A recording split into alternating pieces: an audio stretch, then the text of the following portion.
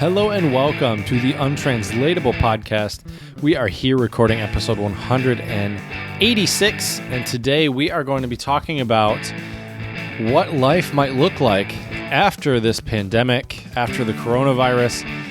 Jared and I will be taking out our magical crystal balls today and trying to figure out and discuss what we might think some of the consequences, effects, and what life will look like, hopefully, in a few months once this pandemic has hopefully slowed down or ended. So my partner in crime and my man with the plan, I'm very happy to introduce my co-host. What's going on, Jared? Hello, everyone. Welcome to the Untranslatable podcast. Hey, first note up top here. I thought we were talking about the future of travel due to coronavirus specifically. That as well. Because that as well. I believe that's... What do you mean that as well? We're also going to discuss that today. Okay. No, hold on. Am I wrong here to say that? Isn't that what you wrote?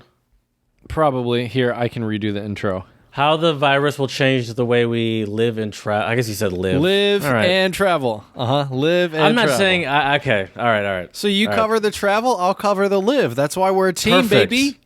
Perfect. We got this. Spread a little love. Follow us on Instagram, Untranslatable Podcast. There is no team on Instagram. That's just me. Follow us on Twitter, Untranslatable1. Once again, that's a solo operation there too, but it's a fun solo operation. I have fun on Twitter. You can also give us 5-star reviews. Please. In Russian, give us 5-star reviews on iTunes and Stitcher specifically. You can also see us on YouTube during these coronavirus times. You're all quarantined. You can listen to us on the podcast app, but, have our faces there to scare you a little bit, Oh, no. Never mind. Just listen on the podcast apps. Thanks, Jared. Hey, Chad, thanks for coming on the Millennial State of Mind podcast. Yeah, that was thanks fun. for having me, buddy. It was a good time. Yeah. We talked a little bit about the activities during what we're doing during these quarantine times and actually trying to get some solid things in line. We got Don aligned to the what is it? Friends for 14. Friends for 14 friends in 14 days. Yep. And I wanted to just ask you here, have you gotten started on that? Because I have. Oh yeah. Okay. Oh yeah. But I'm curious to hear about you. Who or what relation to this person do you have, and who did you contact? Well, I'm going to be honest with you. I started easy, but this is someone I haven't talked to in a long time, and is someone that I'm always thinking about. I should be checking in on, and that is he's actually been mentioned on this podcast often because he's one of my closest friends, and that's Chris, my cousin. That's right. And he is doing well. He's back home with his family. Thanks for asking, everyone. He's in the well, you don't worry where he's at, but he's back home with his family. He's home safe. That's right. And I talked to him a bit. He's actually in med school right now. Mm-hmm. So I talked to him how that is affecting him. It's not well because he's was about to start rotations. And so those have just been postponed until after everything. Down. Yeah. But it is good to talk to him, and it reminds me that there's no reason for me to wait that long. I don't know. True. I don't know. Feels good to reconnect, doesn't it, Jared? It does. Yeah. Mm-hmm. I would say so. What about you? Who did you reconnect with? So the people I've reconnected with, I have to thank a few students of mine, Adam, Stepan, and Yirka, who called me the other night. Spread a little love. And we had a nice little chat. They were former students of mine in the Czech Republic, in Chomutov. Did they FaceTime you or something? Yeah. Yeah, video call with the three of them. And were you ready for a video call? Were you prepared for it? It was spontaneous. I feel like I'm never prepared for a video call. Not unless and you not plan even visually, it beforehand. Just psychologically, I'm always just like, ugh. Right. Well, that was the thing, was I was setting up for my private English lessons, And then my phone started to ring, and I'm like, wait. I'm like, why are these guys calling? And I was like, I haven't talked to them in forever. You know what? I'll pick it up. So I took it, and I'm glad I did. And we had a nice little 20-minute chat. And then because of that, I decided to contact 3 other students of mine, former students from the Czech Republic. I think tomorrow my plan is to reach out to 3. I don't know why I keep doing 3 people, but I'm going to reach out. Sorry, I'm getting a phone call right now. You can always tell. You know what I love about you, Chad? I can always tell what you're like genuinely excited to do and what you're not excited to do. Because no one asked you to do 3. Knew this one. No one asked you to do 3 people a day, and now you're like, oh, I think I'm going to overachieve. And I'm like, oh, okay, cool. But cool. Yeah. But yeah, that's good. I'm not going to overachieve. I'm just going to do the task because it's not as fun for me. Nothing wrong with that. I mean, I don't hate it. I'm not a Grinch about it. Like, oh my god, I got to talk to this person. Right. But it is more of like a chore for me. But I'm definitely going to do it. And why I is know that, Jared? Why does it make you feel that way? I don't know. Why does it make me feel that way? Do you feel like a burden on other people, Jared? A little bit, but also I just feel like I don't have anything to say, really, you know? It's like I don't really have anything to say. You say what's up. You say what's going on, what's happening. I know, yeah. And I mean, this is my cousin / one of my, I mean, he's not like a first cousin, but you know, he is family essentially, and one of my closest friends. And it's like there was something to talk about. It's not like there's nothing to talk about. Sure. But it is a little bit. It's like I don't have anything to say. Yeah, I can. It's just I don't know. So Jart, yeah. I think we need to add another layer to this challenge to make it a little bit more fun. Okay. For who? For both of us. It's only fair if it's both of us. Have you finished the book, by the way? Speaking of challenges, no, I have not. Have you? No. Yeah, I need to read more. Let's just put it that way. Yeah, I thought I realized like a week ago that I was kind of behind, and I was like, well, in the last week I'll really pick it up, and that did not happen. Right. All right, add this other layer for me. The next layer is we need to contact at least 6 people and communicate with them in a language other than English, because here at the Untranslatable Podcast, we do promote language learning and travel and culture. And since we can't really do the travel right now, Jared, we got to up the language learning. So I think we need to contact at least 6 people and speak with them in a different language or write or something like that.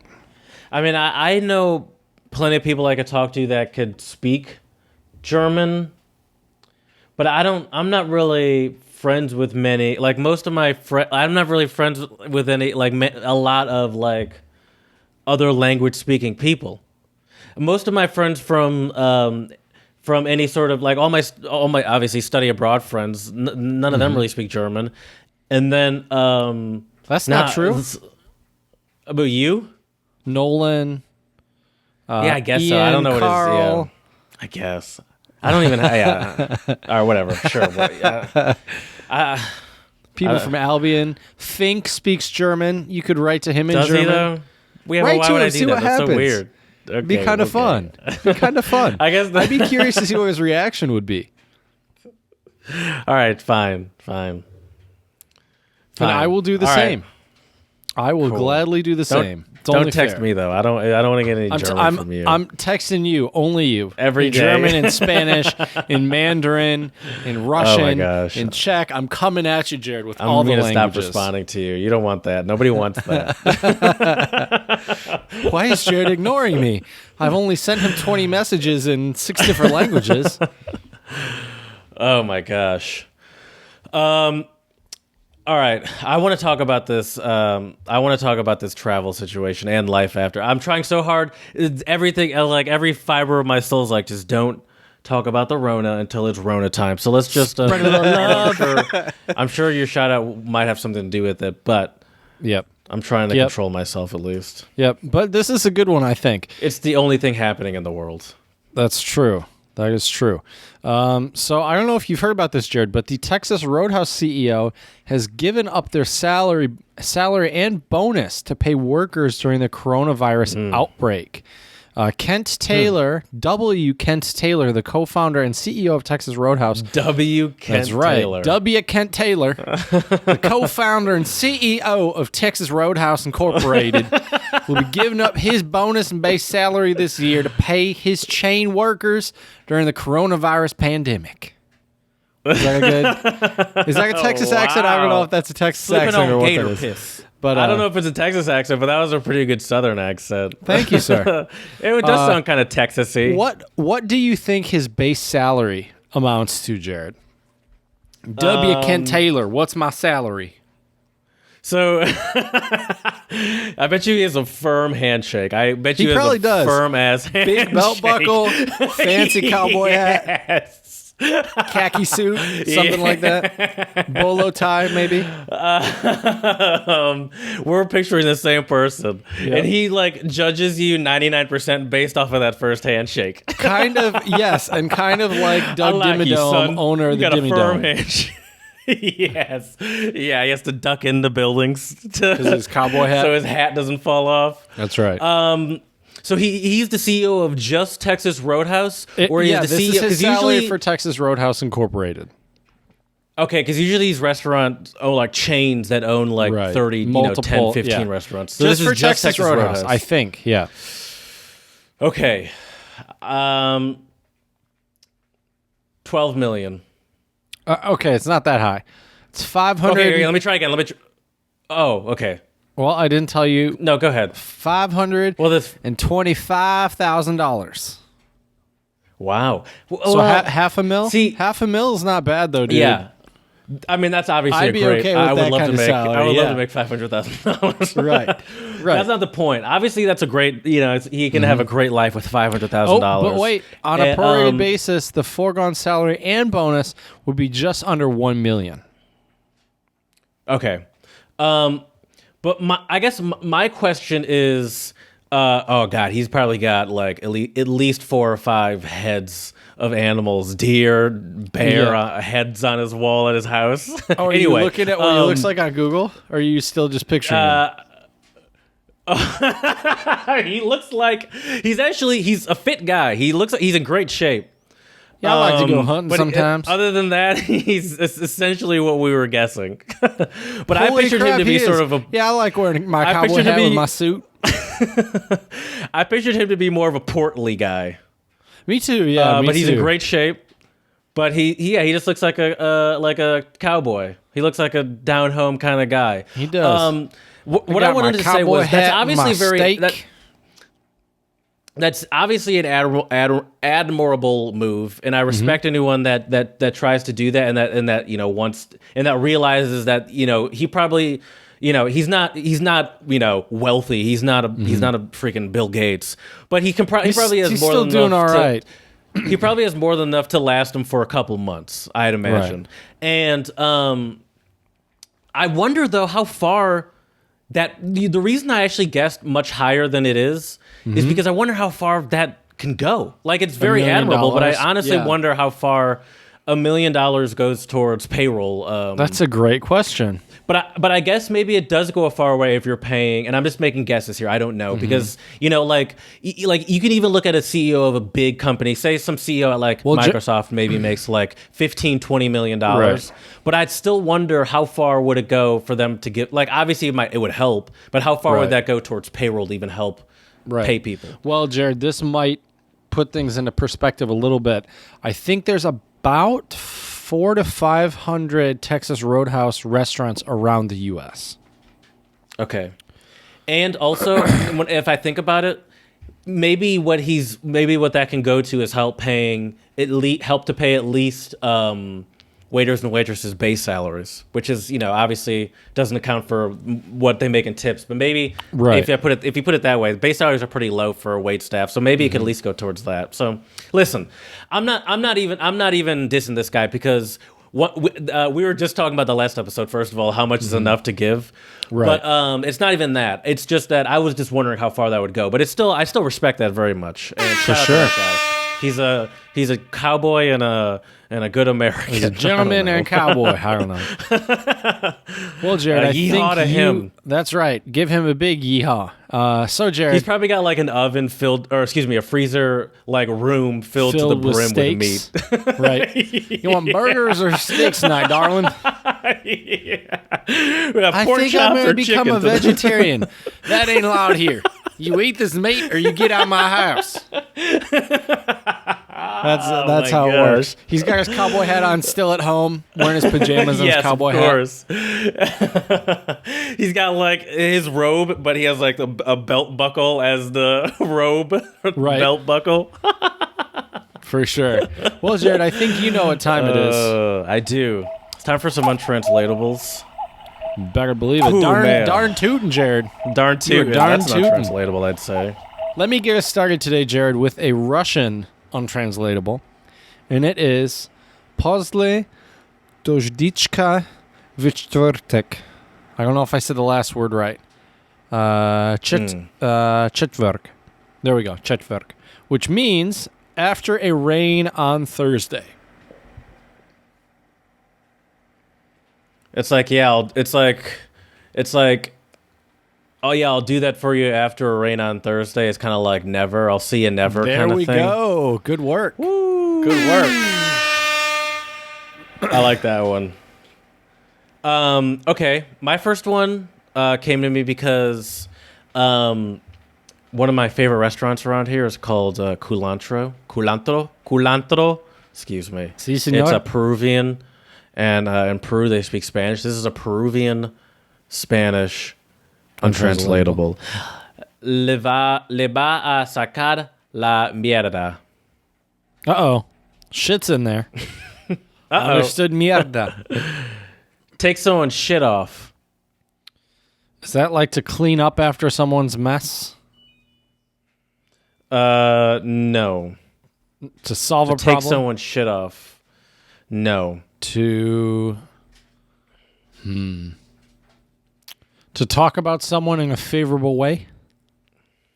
So, Chad, imagine I am W. Kent Taylor, CEO of Texas Roadhouse. Darn tootin'. I mean, he looks like a sweetheart, I'm not going to lie, but he also looks like he doesn't take no shit.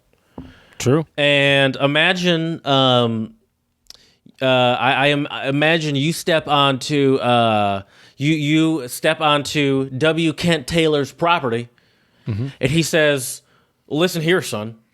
You take one more step on my property, and I'm gonna have to take your shit off." Hold on, I didn't kick your come out ass. right. And I'm gonna take your I'm about to take yo. I can't do it. I can't do a southern accent anymore. I can't Take yo shit. Yeah, all right.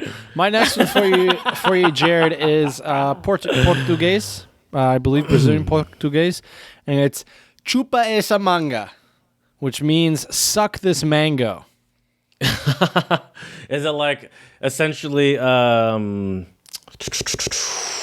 Is it Bart Simpson saying "Eat my shorts"? You know what? I'll give that one to you. It means in your face, but eat my shorts is kind of like in your face. Like a Chupa booyah. esa manga. Yeah. Right. Okay. My next one is Turkish, and it is nato kafa nato menmer, and it's as thick as two short planks. Is that like a curvaceous lady? As thick as two short planks. No. No. Okay. Damn, girl, you as thick as two short planks. Okay. Let's see here. Can you give me a hint? Slipping Give me on a clue? gator piss. Your dad, I would imagine, often complains about a certain person a lot, saying that person is as thick as two short planks, and maybe he hears a lot about this person on the news. Jared.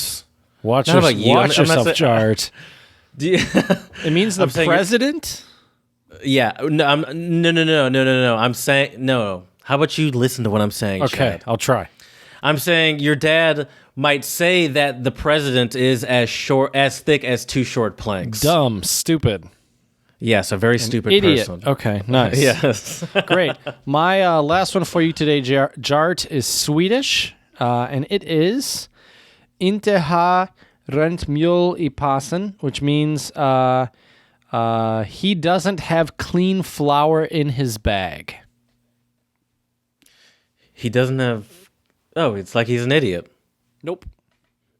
He doesn't have clean flour in his bag. Doesn't have clean flour in his bag. Or a guilty conscience. You're getting warmer. We would say that someone has something in their closet. Oh, he has like skeletons in their closet. There we go. There's something to hide. Skeletons in the closet is also an untranslatable. It's a good something one. to hide. Yep. A lot of secrets. All right, I have one more Turkish one. Zemheri zur afasi gibi, like a giraffe in the winter. So is this like something that's out of place? Yes, but to be unprepared. Yeah, there you go. People who wear thin clothes in winter months, or maybe it's more like a Kelly type. Maybe I think is actually what it means. I think that's more what it is. You might need to describe what that is, Jart. Yeah, it's actually that is what it is. It's someone that wears no shorts matter the and temperature a windbreaker outside. in the winter. Yeah, that was extreme. That was that was on our coldest days. He would whip out the windbreaker, and that's how. Yep. Like if I saw him in a windbreaker, I'm like, all right, I need to. It's pull cold all up. Yep. Scarf, gloves, I need my parka. Yep. Exactly. Kelly has on a windbreaker. Hand warmers, feet warmers. Better believe it. Better believe it. The long underwear. All right. Let's talk about Chad. this travel due to and after coronavirus and life after coronavirus, Jart. Yeah. So, it's interesting. I've kind of been thinking a lot about this myself because obviously this trip in May is going to have to be rescheduled. Oh, for sure. And, even if it didn't have to be rescheduled, I don't know if I'd want to go. But, the first thing that I was wondering about is how does a pandemic end? Now I know there's one way, I guess, and that's with with a cure or vaccine. All right, there's two ways I can think of. One is everyone dies, and the world's probably better for it. I'm sorry, that was terrible. I should not have said that. I don't want to die. I don't want anyone to die. Jared's words, not my words.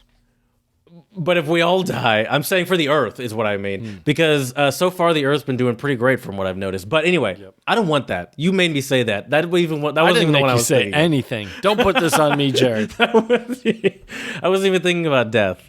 So there's a cure could all or die, vaccine, though. That's very true. as you were going to say before I rudely interrupted. Yes. Or we could find a cure / vaccine for it. And from I don't know anything, but I'm not very confident of I'm not confident in the sense that I'm waking up every morning checking to see if a vaccine's come, Right. Most health experts, Jared, say it won't be until 2021 when we'll probably have a vaccine. Because it takes time going through all the clinical trials and everything else. Right. Right. So yeah. So That's what I wonder. Is when is a pandemic officially over? Right. And who's saying that? Who says, all right, pandemic over? I'm sure you don't know. No offense. Well, but, no, probably the World Health Organization or the CDC. I guess that's true. Probably the CDC. That makes sense. Yeah. That's okay. So but just because the pandemic is over doesn't mean that the virus isn't still out there, True. Like the pandemic can end before there's a cure for it. I would assume so, yeah. And so people could still get it. True. I would assume there could be a second wave as well. There's a lot of stuff about this that's unsure. But at the same go ahead. Well, that's where it gets murky for me regarding this whole when will we be able to travel again kind of thing, right. And what will life be like after that? Because it's I don't know. I think even when the pandemic is over, and travel is a little bit more freer. First, I'll say this: I bet you. I'm not making bets. I'm guessing. You can make some bets. Let's say this: I bet you at airports for a while they'll be taking temperature. Probably taking people's temperature. So like even once the pandemic is quote unquote over, I wonder if that'll be I'm scared to make bets because I have no idea. I don't know anything. I think you could be right though. But have they like kind of like how like there's still like like this strict liquid rules, but it's not really been shown that that's done anything. Right. Well, I wonder though too if they have been taking temperatures in the States. I know they were in other countries. I don't know if they have been in the U.S. Because I definitely, when I came back from Bali, I don't recall ever having anybody hold up one of those temperature guns to my forehead or like walking through something. In China, I can tell you I walked through, like it said, please walk slowly. We're reading your body temperature. But I agree with you, Jared. I mean, I think the whole point of this episode is to talk about how travel and life in general will look like when this ends. We have no idea how or when this will end, but these are just a couple of guesses and predictions of what life could look like. Yeah. I'll say this. I bet you we'll see, for a while, cheap flights? Airline flights. Yes, of course. Mm-hmm. But are you bold enough to get on one of those Petri dishes? That's a good question. The other thing is, though, too, is I think this has caused a lot of people to scrutinize airlines for all the extra fees and stuff. And I wonder if airlines will. Interesting. Because back away because on some of them? I had a couple flights canceled due to this, and I got a full refund for every cancellation. So I'm gonna wonder if this will, like if they can do it, then why can't they always do it? Why do they? And with my Paris flight, I'm free to reschedule that, or I think get a refund as well. Maybe just reschedule it because I got like one of the cheaper flights, but reschedule it with no extra cost at any point in time up until like the day of. Right. And so like. Well, they don't do it because they want to make money. But they have really gotten stingy to the point where it's like people are now, in general, afraid to check luggage, which I think has also probably caused, just causes more congestion as far as getting people on and off flights. But no one is stupid enough to check their bag if they don't have to, right? Because you're gonna have to pay for it, or it's just gonna be like a hassle, and so no one wants to do that, or they do the curbside checking like at the gate, but that kind of slows stuff down too, and it's just like I think they're gonna have to get more lax to get people to incentivize people to get to fly more. I could see that. Yep. I could see that. Maybe not companies like Spirit because that's always been their thing, but flights will still be cheaper, I'd imagine, in general. I would think so too. I think the other thing is that once hopefully this is all said and done, I think there are going to be a lot of places that will be offering a lot of different deals and stuff just because I would imagine most places have been hit pretty hard by this, economically and everything else. And so I think there will be a lot of places that will be offering like deals and packages and stuff like that. I mean, it's crazy how many places their main industry and income is from tourism. When you have a pandemic, you're not going to have tourists coming and spending money. And tourism season is like starting, like just starting now, essentially, really. Right. Yeah. I mean, Italy's been shut down for like a month, essentially. Yep. Here's another thing though that I think might become. Well, can I do one more first on this travel thing? Yeah. One more. I also think that with cheap flights, I also think road trips will go up a lot, and driving will go up a lot. Yes, I feel like there will be a lot more on the road again happening. I almost forgot which button it was. I freaked out for a second. Watch out, Jared. But I got it. There's going to be but I'm interested. I don't know what will happen with gas prices. I'm not smart enough to know. Yeah, I'm not sure yet either. We'll have to see. Because gas prices are cheap as hell now, and obviously part of that is because no one's driving, so demand is low. But also, once something, by the way, I don't know a lot about, but I have heard that there has been a lot of price wars between The gas Russian wars. oil companies And and Saudi, Middle Eastern right? oil company, Saudi companies trying to fight for business or whatever. Right. And so obviously that's going to end at some point too. And so I'm interested to see what'll happen there. But I think a lot of people, especially in the United States, I mean, even in Europe, a lot, people have pretty easy access to cars. A lot of people do. I think we'll see a big increase in driving and road trips. I think people are scared in the short term, will be scared in the short term Right. to get on any sort of mass public transportation if they can Plane, avoid train, it. Whether that bus. be right. Right.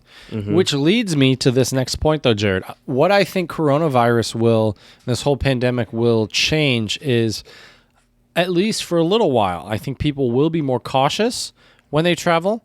One thing that I've seen from the Czech Republic, in terms of response to this pandemic, from the Czech friends I have and stuff that I still follow on social media, a lot of Czech people have been making their own masks. And I think I've heard about this. Yeah, and I think we're going to see this at least within the next half year to a year, probably, of people. I've heard they're functional too. Yeah, of people wearing masks when they're out in public. And the whole campaign in the Czech Republic is basically, I keep me safe by wearing a mask. You keep you safe. Everybody's being safe. Right. And now whether or not that's, there's no empirical evidence or data that I could say that I know of right now, but I think it's not a terrible idea.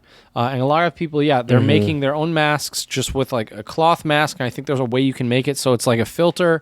Some of them look pretty cool too. There's a guy named Lex Friedman. I don't know if you've heard of him. Never heard of him. But he's some sort of scientist at MIT, and I follow him on Instagram, and he was showing making one out of like old T-shirt or something, Yep. and he kind of looked like he was wearing a suit at the time too. He kind of looked like a ninja. I mean, dude, I felt like a evil villain in an apocalyptic movie when I was wearing my black mask when the air pollution. Do you still was have bad. that? I do. Yeah. Okay. I have to find it, but yeah, it's Dude, somewhere around here. Yeah, I almost regret asking you that. You shouldn't even admitted that. That's now more. That's worth more than toilet paper now. That's true. Those N95. That's Do you have true. like filters and stuff? They're all back in my apartment in Jinan still. What's your thought on that stuff? What do you mean? You've given up? You're not even gonna try? We'll see. You haven't even tried though. What do you mean tried? What exactly do you want me to try, Jared? I've contacted the people I've contacted. Okay, that's I'm trying. waiting. No, that's trying. That's Yeah. trying. I'd contact him again, but It's Yeah. just All right, well, it doesn't slowly matter. starting to get back to normal over there. But I think It's not like you But I need it. think that's the other thing too, Jared. Is I think this pandemic is going to also alter the way people perceive foreigners coming into their country, for better or for worse. I think, unfortunately, for a little while, it will be for the worse, especially if you are of any Asian ethnicity. Unfortunately, yeah.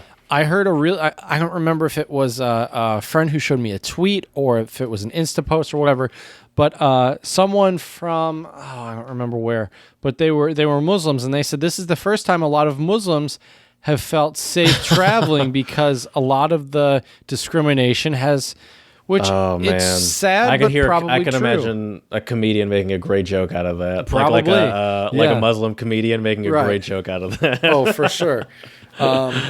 But I mean, look, the thing that I think is also terrible is that I think life after this pandemic could be more nationalistic because of just the response and different beliefs of how to handle during Just what we need while now and is after. more nationalism. I know, right?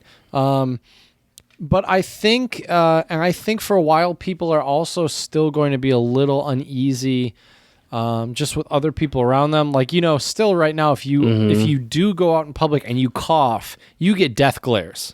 I think it's going to be like that for a while. Dude, there's a video on Instagram of this guy on the news. He was a doctor on the news, obviously talking about coronavirus, and he was trying so hard to hold in the cough, and he was like, And he was like, he's like, you can't cough on air. No. Yeah, for sure. I'll tell you this. I didn't even think about the social distancing thing. Obviously, that's probably going to be a thing for a while. Now, maybe not to the extent that I see these days as I walk around, where like people actively cross the street when you come at them. But maybe, what is it when you don't notice that you're doing something, but you're doing it? Subconsciously? Maybe subconsciously that'll happen. Right. But I will say, like at work and stuff, you'll probably notice that people will think twice because work is kind of a petri dish in itself. We're all kind of for sure trapped in this building. And personally, I think I'm. This is the first time I've ever dabbled in grocery delivery, grocery pickup. Now, grocery pickup doesn't really make any sense to me unless there's a pandemic because I'm going to the store. I was like, well, why don't I just go in and get it, And I kind of like going. It's shopping online has its benefits. It's easier to find weird stuff because you can just type it in. True. But also shopping in person has its benefits too. Of course. Because you can try stuff on. You can see it.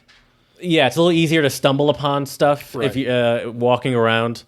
And so like I like going to grocery stores too. So, but I definitely will probably, at least for, the foreseeable future, even after the pandemic is over, I'll probably make a point to use that as much as I can. Now, maybe if I have to get something, maybe if I need something, I won't be like, oh man, I got to wait till tomorrow because that's when they can deliver it. Right. Maybe I'll actually just go to the grocery store for something like that, but I'll definitely. I wonder though, Jared, if this pandemic will cause delivery to become a bigger norm for more things than just food. Like I've told you and mentioned numerous times on this podcast, it seemed like in China you could get everything under the sun delivered right to your door, more or less. And you can here too already. But it's not used not as much. Mainstream, Like there's really, yeah. Like there's really any service where you can, like Amazon, if you order something in the morning, you could potentially get it by that day, or you can there even are services where you can just hire someone to go to the store and deliver get it for you and deliver it. And so that stuff does exist. It's just not used as much here. And it's but not I think cheap, is it? I don't know. I don't know. I don't. I mean, Amazon's cheap Because a lot of it's relatively speaking, it's like $100 a year, but. Because in China, there was usually a very minimal delivery fee. There was a couple, maybe $1 or $2, if that. Which isn't bad. But maybe maybe with the increase in the delivery business, and maybe with the added competition. Obviously, there's always been competition. There's more than one delivery company, but maybe with the heightened competition, because of the more business happening, maybe there'll be more. The companies will be incentivized to lower delivery fees because they're trying to compete against some other company that does zero delivery fees. Like we almost we got pizza delivered today, and someone uses and DoorDash, I believe, offers free delivery, and I've never used DoorDash before, but since they but I was like, I mean, they offer free delivery, I might as well use that one instead of the other thing. Right. And so I don't know. I think we'll see a change in that game for sure. I think so. How do you feel about the about your future as a traveling teacher, essentially? We'll see. There's lots of question marks in the air right now.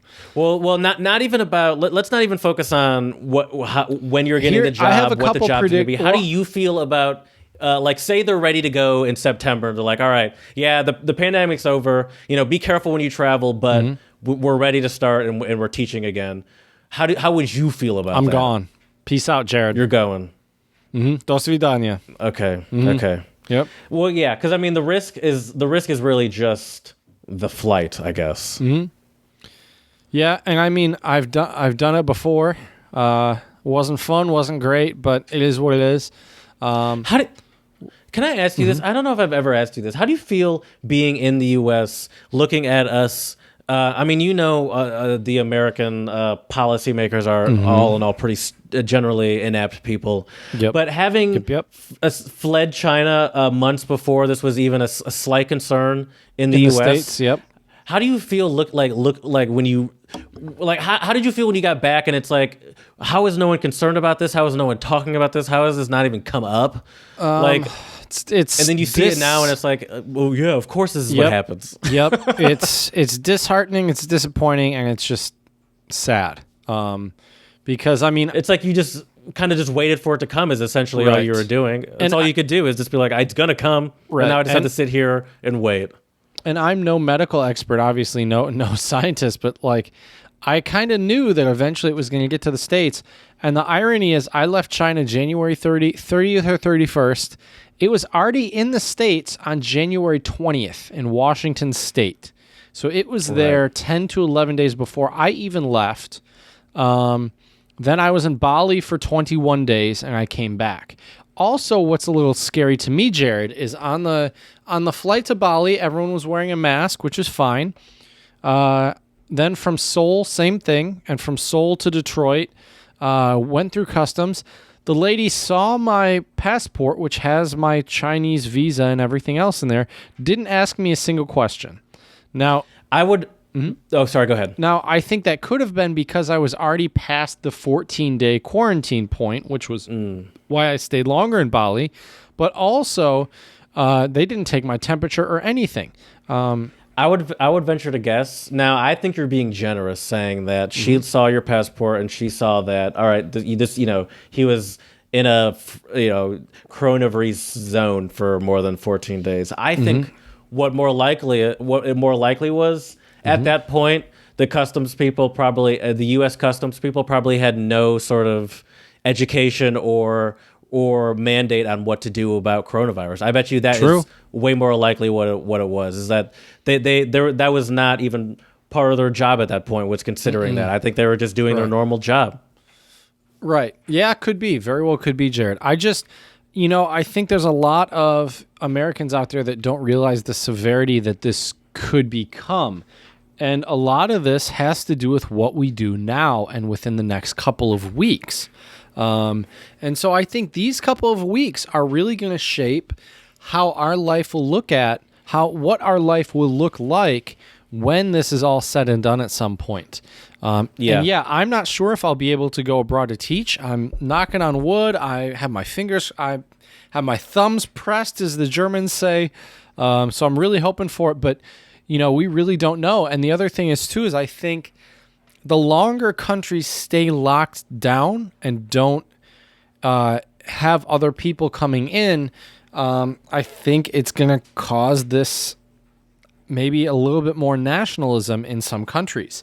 So we'll have to see. I mean, especially if one country handles the pandemic fairly well and another falters a bit. I'd say less nationalism. Now that's always there, but and more xenophobia. I feel like it's less like a pride in their own country and more a fear of people from other countries. Yeah, I would agree. It would be 100%. Because there's no reason for. I mean, I was gonna say there's no reason for anyone here in America to be proud, but I mean, they've always we are number one, proud Jared. Americans for no reason. We are number one in most amount of coronavirus cases in the world now, and I guarantee you we have way more than that too. Of course we do. We're not testing, but let's go back to the future now. Obviously you want to go to Russia, Nazvedanya, or whatever you said. How do you feel about leaving your family? The idea of your family, who, especially your dad, who's old, even older than your mom, is rather vulnerable, in the vulnerable age group. Yep. And how do you feel about them and the idea of leaving them? And your mom works; she's going to go back to an office at some point, right? Well, I'm hoping by the time she goes back to the office, and by the time I hopefully am able to leave the country and go to Russia. I'm hoping by then it will be fairly back to normal. Thankfully, with my mom's job, she can work from home however long it takes. So that's good. My father's retired, so he's not really at high risk because it's not like he's going out and stuff like that. Sure. But the thing that has been nice being home has been being able to help them.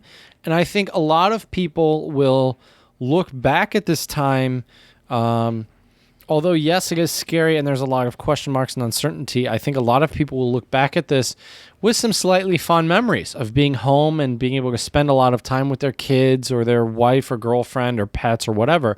And I hope what that means is when we can become social again in the future, that people really are in the moment, enjoy it, and don't take it for granted. There's kind of a funny meme that's been going around right now. If Jared was still a part of Facebook, he would have seen it. I posted one that said, if I would have known, I would have hugged my homies a little bit harder the last time I saw him, which I think is pretty true. Yeah. We just hung out normally like a week or so before that. Yep. So, I'm gonna assume now. Back to the future. I'm gonna imagine that we can essentially say goodbye to the summer of 2020. The summer of 2020 is over. Like, just forget about it. That's forget weird. about it. Like, it'll just be like sort of a. And how fitting is it though? It almost feels now. I'm not putting on my tinfoil hat. But put the tinfoil hat on, Jared. That the world falls apart in 2020. It's such a round year, conveniently round year. Right. Everything really starts to fall apart. We're probably going to have some sort of serious economic issues, a virus, due to a virus. Yep. And it comes in 2020, which is going to be so memorable come 2342. 2020 just rolls off the tongue. Right. The 2020 pandemic of 2020. Yes. Yeah. I think the same time, though, too, I wonder in the short term if, like, I know at least in China, they have all foreigners that were in China when all of this happened, they have basically extended all of their visas kind of. I don't know if it's automatically or you have to call an office. I'm not really sure what the rules are and everything, but I wonder if this will also cause a simplification of bureaucracy. I doubt it. I would love to see it. I don't know. I do think, though, Jared, this will ideally cause governments and politicians to take more caution and invest more time and money and resources in healthcare.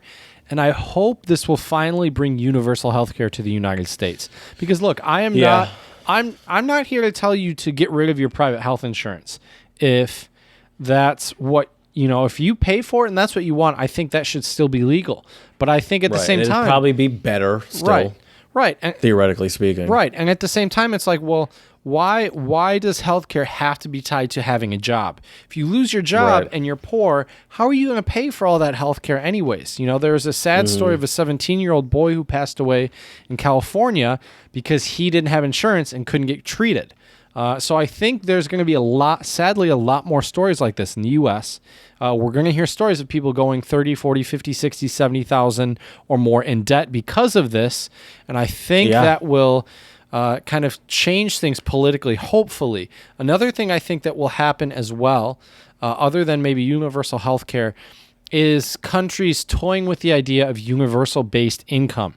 I don't know if you saw this, Jared, but Canada, I believe, for the next 4 or 6 months, I don't know what the qualifications are, but you will be getting $2,000 every month from the Canadian government. See,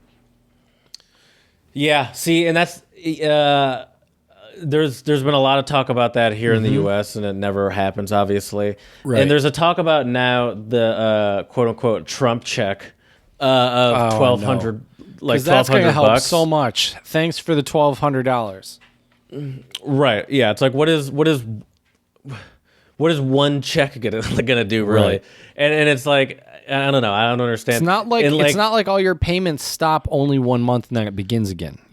I don't remember who was telling me this, but I think maybe it was my girlfriend that was saying that, like, she was saying that like the thing about getting one check is it doesn't convince anyone to spend money. All it does is convince them to hoard it. Right. But if they know that more is coming and and they know they don't have to be as concerned about their expenses because there's going to be $1,200 a month coming and there's a little bit more wiggle room on their finances, they'd probably be way more likely to spend. The economy and stimulate the economy. I'm no economist, but yeah. Yeah, that's what she was saying. They'd be way more likely to spend it if they know that it's not just going to go away. And it's like, all right, well, that was $1,200 for the average American doesn't even cover them for half the month. Right. I would imagine. Some people, it doesn't even cover your rent or your mortgage. I don't know. But I made that up. But it doesn't. I imagine that doesn't cover the average American for a month. Right. You know what else I think will change is I really, really hope this.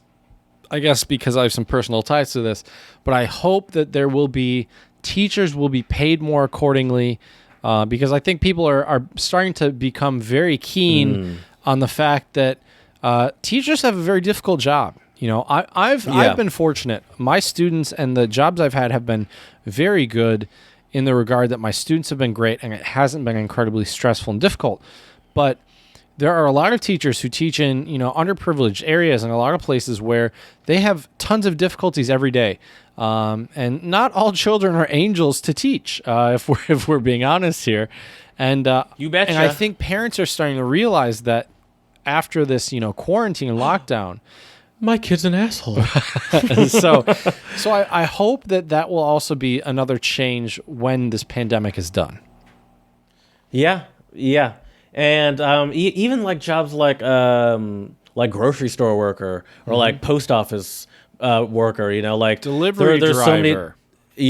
So many jobs that we don't even really think twice about during normal times. And now it's like people are like thanking their grocery store workers extra and leaving toilet paper out on their doorstep for delivery people to take. Right. So yeah, I think people. Well, no, I was gonna say people. I think will just appreciate. Well, I stand by this. Appreciate family more. I think. I hope so. Maybe not other people. I don't have any faith in that happening. I hope, but at the I think end at of least this, their own families. Yeah, I hope at the end of this, people will be more appreciative of a lot of things. I think there's a lot we took for granted. That was normal, and there are some things that were normal that I think we should never allow to become normal again. And I hope that will happen, but we'll have to see. I got one more for you. Speaking of terrible normalcies in our life, what do you think is going to happen to the election? I have read that they will be sending out absentee ballots in May, mail-in. Okay. But we'll see if that happens. For like nationwide, because not every state does that. Right. Okay. I'm not sure. It's really hard to say. But that's what I did for the primaries. I did absentee, so it doesn't really make a difference for me. I was going to do that for this one too, but in general, I wonder what's going to happen, and I wonder if. Obviously, turnout's probably going to be super low, especially if, or maybe not if you're mailing it in. It's much easier. Yeah. I don't know. I imagine turnout will be a lot lower, and then I wonder. Well, let's not get into politics. Okay, let's get into music, Jared, and let's talk about our song of the pod for today. Yes, which is by a Swedish hip hop group called Afasi and Filthy. The song is called Sverigetrotters. I'm sure I said that wrong, but it's a Swedish hip hop song. And what are your thoughts on it, Jared? It's good. I like it. It's fun. What do you think Sverigetrotters means? It means difficult something, right? Wouldn't you imagine? No, isn't Swedish? I don't know what trotters could mean a lot of things. Let's see here. I'm going to translate. Translate it for me. Find out for me. Because I think Sveriga is Sweden or Swedish. I think. Oh, it is? I think. Swedish. Sweden trotter. Okay. Oh, wait. Yeah, Sweden trotter. Okay, that's real useful. Okay. So someone who's like a Swedish vagabond or traveling around Sweden, maybe. Okay. I like it. It's they're hip hop people, but I wouldn't call them full. Well, is that rude? I don't know if I call them like full on hip hop. Like it's. I don't know why I wouldn't. It's not because they're white people. Come on now, That's Jared. not why. Come on, Jared. I actually, I was telling Chad. To me, they sound like the white M&M. Both of them as one. So no, I would never say that. But it's I don't know. But maybe it's just because I don't know what they're talking about. That kind of throws it off a little bit. But I do like it, and I like the beat. It's easy to like kind of bounce along to. Oh, for sure. Really good energy. Find it? How did I find it? I was just looking for Swedish music just because I wanted to listen to what Swedish music sounds like. We've had a Swedish group called Mando Diao on the song on the pod playlist before. They were Swedish. That song was in English. This one, though, and I was curious to hear what Swedish hip-hop sounded like. And I think it sounds really cool. It's unexpected, but it sounds really cool. It's very interesting. At first, I thought I was listening to German. Before I didn't look at the title. If you're not listening very closely, I could easily see how you would think that. But then I realized, I was like, oh, I don't understand anything they're saying. Right. Like, I'd at least pick up one word if it was German. Exactly. So, but I did think it was German at first, just before I really gave it a close listen. Mm-hmm. I like, definitely. I think the language is very fitting for some hippity hop. Oh, definitely. So check that out if you want some hippity hop. Check out our Song on the Pod playlist, Untranslatable Podcast on YouTube. Check it out, Afasi and Filthy, Sverige Trotters.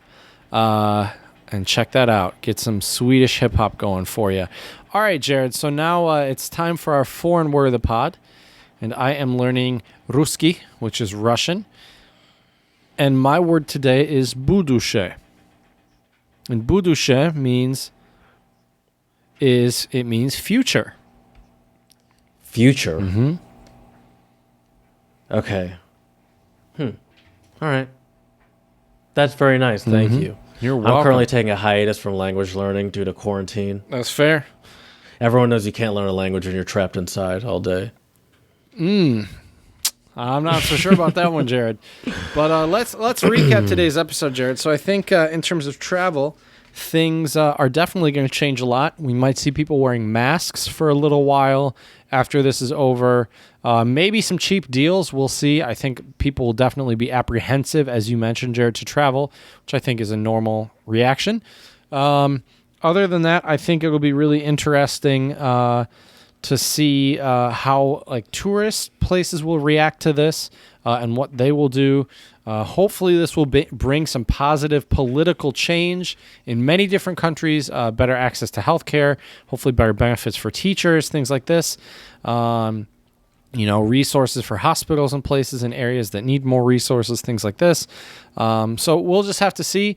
But what were some other predictions we had, Jared? I predict that part of TSA's job for the foreseeable future will be taking our temperatures. Temperature guns. I think there will be a lot more natural social distancing happening. Yep. I think Jared and I are going to do a podcast across the room when we're in person. Oh, we could easily do that, and I would love to be able to do a podcast with you again in person.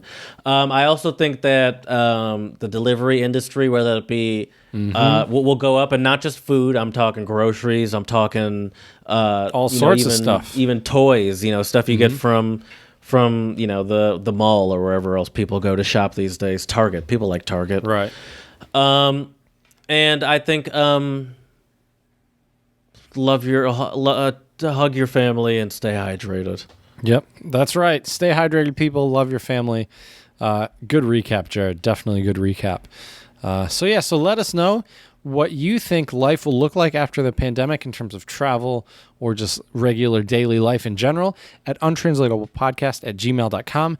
Check out our Instagram, Untranslatable Podcast, for pics and clips and other great things. Also check our Twitter, Untranslatable1, the number one.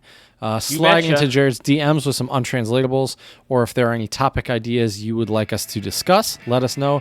And lastly, please, 5-star reviews on iTunes and Stitcher. Let us know how we can make this podcast better for you. So as we say here at the Untranslatable Podcast, dziękujemy, muchas gracias, shishya, and do svidaniya.